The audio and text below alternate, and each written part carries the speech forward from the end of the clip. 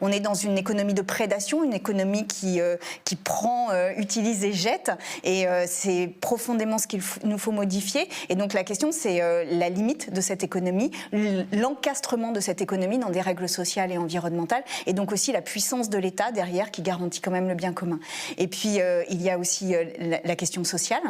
Et je crois qu'on ne peut plus non plus fermer les yeux sur ce qui est en train de se passer actuellement, sur la précarisation inouïe d'une partie de la population, toujours aussi en conséquence de ce libéralisme. On voit ces espèces d'auto-entrepreneurs qui sont dans une situation tout à fait gravissime en ce moment pendant la crise. On voit que plein de personnes ont perdu leurs emplois. Et puis on voit surtout que celles et ceux qui tiennent la société, bien, sont celles et ceux qui sont le moins bien payés, qui habitent les quartiers les plus difficiles, qui sont pour partie en dessous du seuil de pauvreté. Et donc on a un enjeu, c'est de de faire en sorte que cette société tienne. Et en l'occurrence, pour que cette société tienne, eh bien, il faut revoir notre contrat social, donner un revenu d'existence, respecter les personnes qui travaillent et qui ont les travaux les plus durs, respecter leur corps aussi de travailleurs et de salariés.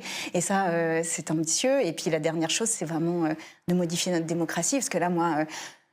l'idée qu'on attende à 20h comme une espèce de parole religieuse, une mesure qui va conditionner nos vies dans les semaines qui viennent. Et cette parole, on ne sait pas sur quoi profondément elle est fondée, à part des taux, des ratios. Mais au fond, là, les Français vont mal. Enfin, il y a une question de santé mentale, je crois, extrêmement importante. Et donc, cette espèce de rapport au pouvoir, on attend comme ça d'en haut. Là, la question, c'est comment redonner du pouvoir au peuple, du pouvoir d'agir. Et réformer du coup notre démocratie profondément pour qu'elle soit représentative de ce qu'est la France aujourd'hui, ce qui n'est pas du tout le cas aujourd'hui. Cette course dans laquelle vous vous engagez, la primaire écologiste, cette course politique, cette discussion politique, est-ce qu'elle va vraiment avoir lieu? Il y a certains d'autres membres d'Europe Écologie qui semblent vouloir s'en affranchir. Je crois que Yannick Jadot a dit il y a quelque temps, si la primaire rend impossible l'impératif de rassemblement, devient une machine à diviser et donc à perdre, alors je prendrai mes responsabilités. Elle aura bien lieu, cette primaire écologiste, en septembre? Mais ça, c'est tous les concours des égos qui ont lieu dans tous les partis politiques. Voilà. Moi, la seule chose que je veux dire, c'est qu'à un moment donné, la question, c'est pas tant quelle est l'organisation particulière qui fera que, c'est comment on fait en sorte de répondre et d'être en phase avec les combats, mais des Gilets jaunes aussi, de tout ce qu'on a vu ces dernières années, qui est un mouvement incroyable, une aspiration incroyable à la liberté et une aspiration aussi incroyable à ne plus être dominé par un système. Emmanuel Macron, peut-être que du coup, je vais passer le message. Ouais. On avait déjà été reçus à l'Élysée en 2019. On était partis au bout de 10 minutes parce que c'était juste vraiment pas possible. Donc je pense qu'il est au courant de ce qu'on pense. Mais la gauche, c'est clair, unissez-vous. En fait, on sait très bien qu'il n'y a aucune candidature qui est capable de gagner toute seule. Et je dis pas qu'en fait cette candidature commune, elle va tout changer. Enfin. Malheureusement, je suis assez assez pessimiste sur l'impact que peut avoir la politique institutionnelle. Mais là, je pense que il faut jouer stratégique là-dessus. Cette polémique, aussi bien infâme que calomnieuse et irrespectueuse vis-à-vis des étudiants. Infâme et calomnieuse. Oui, je vais revenir dessus. Par contre, nous, ce sera la dernière fois qu'on s'exprimera sur ce sujet parce qu'effectivement, elle est, ce que je viens de dire, infâme et calomnieuse. Et en ce moment même, on a des étudiants qui dorment dans leur voiture. On a des étudiants à qui on demande de rembourser leur bourse alors qu'ils faisaient déjà la queue aux distributions alimentaires. Nous, à l'UNEF, on organise des distributions alimentaires partout sur le territoire, à Marseille, en Lorraine, à Orléans, à Paris 13. J'y serai jeudi pour ceux qui veulent parler à l'UNEF et voir ce qu'on fait réellement. Et en fait, ça, on l'a pas fait depuis la Seconde Guerre mondiale, depuis la fin de la Seconde Guerre mondiale. Parce qu'il y a urgence. Tous ces sujets, en fait, toute cette polémique, ça nous empêche de parler de ces sujets-là et c'est pas l'UNEF qui l'a amené sur la table. C'est important de dire ça. L'impression que moi j'ai et qu'on a à l'UNEF, c'est qu'il y a en fait une offensive de la droite, de l'extrême droite, qui s'est jouée par le biais de ces médias-là pour décrédibiliser l'UNEF et pour décrédibiliser nos batailles syndicales. Et c'est pas la première fois. Concrètement, il y a plein de choses qui sont rapportées sur l'UNEF qui sont totalement fausses. On a des médias qui se permettent de faire des plateaux sur l'UNEF sans inviter l'UNEF. Des médias qui, au contraire, nous invitent sur l'UNEF, mais uniquement s'il y a le Rassemblement national en face. Et surtout, personne qui est capable de nous inviter sur la précarité étudiante et de nous faire débattre avec le gouvernement. Parce que c'est ça qu'on attend aujourd'hui. Là, on a un gouvernement qui esquive ses responsabilités.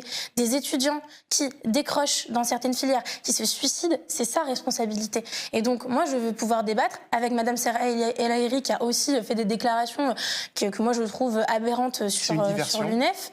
Oui, une diversion et c'est aussi, je pense, pas juste une diversion, c'est aussi vouloir nous décrédibiliser, c'est-à-dire dire que les antiracistes sont racistes. C'est quand même, rendez-vous compte, enfin, moi, on est en train de m'accuser d'être raciste, alors que toute mon histoire, toute l'histoire de ma famille, c'est la lutte contre le racisme. L'UNEF, depuis sa création, vous avez dit 1907, c'est la lutte contre le racisme. Quand même, tous les débats qu'on a là, il faut rappeler, c'est ça, il faut rappeler que c'est pas des débats nouveaux. La dernière fois qu'on a demandé la dissolution de l'UNEF, c'était dans les années 60. On nous traitait d'anti-français parce qu'on dénonçait la guerre d'Algérie. Aujourd'hui, on voit bien que les positionnements ont changé. On s'en fout, pour tout dire, au début. En tout cas, aujourd'hui, ce qu'il faut faire, c'est construire un projet commun et définir les grandes causes qui vont structurer un récit. Ensuite, on élira la reine d'Angleterre dans une primaire ou dans un processus de je ne sais quoi. Mais de toute façon, ce qu'il faut d'abord, c'est se poser autour de la table. Qu'est-ce qu'on fait sur le nucléaire ? Il y a encore des divisions à gauche qui existent. Qu'est-ce qu'on fait sur le nucléaire ? Qu'est-ce qu'on fait sur 5e ou 6e République ? Qu'est-ce qu'on fait sur la laïcité ? Tout ça, c'est des vraies questions. Posons-les. Discutons et surtout, une fois qu'on les a réglés, après, c'est mettons en scène un récit. Enfin, vraiment. Autre qu'un débat éternel sur les réunions non mixtes, par exemple. Mais grave, et surtout, et sur l'islamo-gauchisme.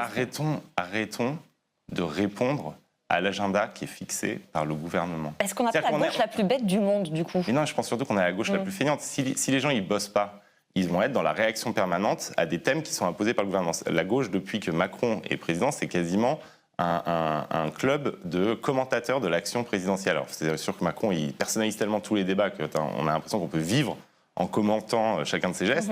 Enfin, le but, c'est pas ça.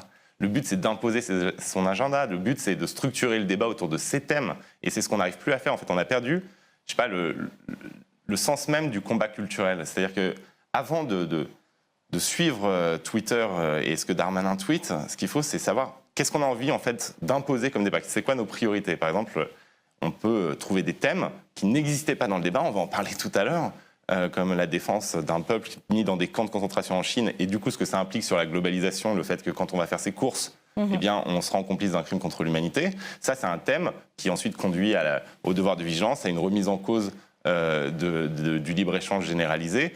Un thème qui va diviser la droite, en réalité, et qui peut nous rassembler autour d'une vision du monde commune. Et ça, c'est faire de la politique pour moi. C'est-à-dire qu'en fait, la politique, c'est pas du commentaire, sinon pour être éditorialiste. Les éditorialistes, ils peuvent suivre les agendas fixés par le gouvernement. Mais si on est dans un mouvement politique, en fait, c'est parce qu'on croit dans des causes et qu'on veut les imposer. On n'est pas dans une réponse permanente sur des réunions non mixtes dont, franchement, strictement personne n'a quelque chose à foutre en France. Je crois que ces derniers mois, ces dernières années, vous aviez même une réflexion qui était de dire est-ce qu'on ne pourrait pas boycotter cette présidentielle ? Alors évidemment, boycotter la présidentielle, qu'est-ce que ça veut dire ? Et quel était le sens de cette réflexion ? Pour moi, je le considère comme une pause. Une pause dans cette course folle, en fait, qui n'est pas une course dans la proposition saine et juste d'un programme qui va dans le sens de l'intérêt général, mais plutôt une course individuelle au pouvoir.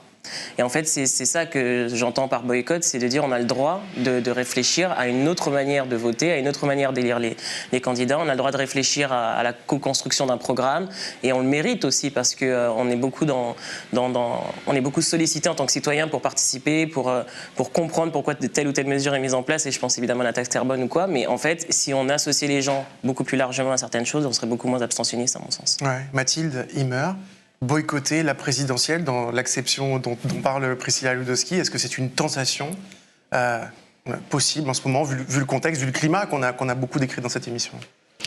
Boycotter pour faire différemment, c'est assez tentant. Moi, je crois qu'il y a un vrai ras-le-bol dans la tête et le cœur de beaucoup de citoyens sur la manière dont se passe la politique dans notre pays, mais c'est vrai aussi dans d'autres pays.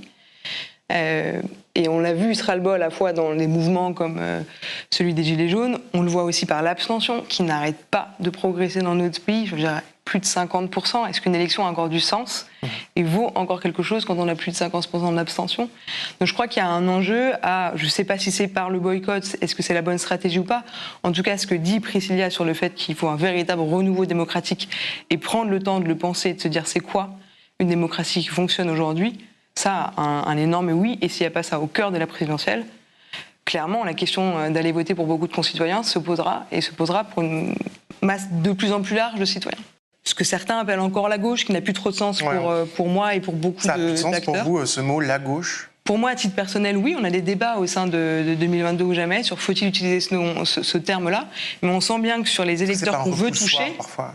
Si, clairement, c'est un repoussoir pour certains, parce que ça veut rien dire. La gauche a trahi un certain type d'électorat. Nous, on veut s'adresser à tous ceux qui, aujourd'hui, sont des déçus de Macron, jusqu'à Mélenchon et le Parti communiste français, en passant évidemment par les électeurs du PS et de l'ELV, mais aussi les abstentionnistes qui sont le plus nombreux dans notre pays, et aussi les électeurs qui aujourd'hui votent Rassemblement National, non pas dans un vote identitaire et raciste, mais dans un vote contestataire, de ras-le-bol, d'une envie d'un plus de démocratie. Donc c'est toutes ces personnes-là, donc c'est au-delà de la gauche traditionnelle pour ceux qui utilisent encore ce terme-là. Et donc c'est comment est-ce qu'on redonne du sens à notre démocratie aussi dans la période électorale.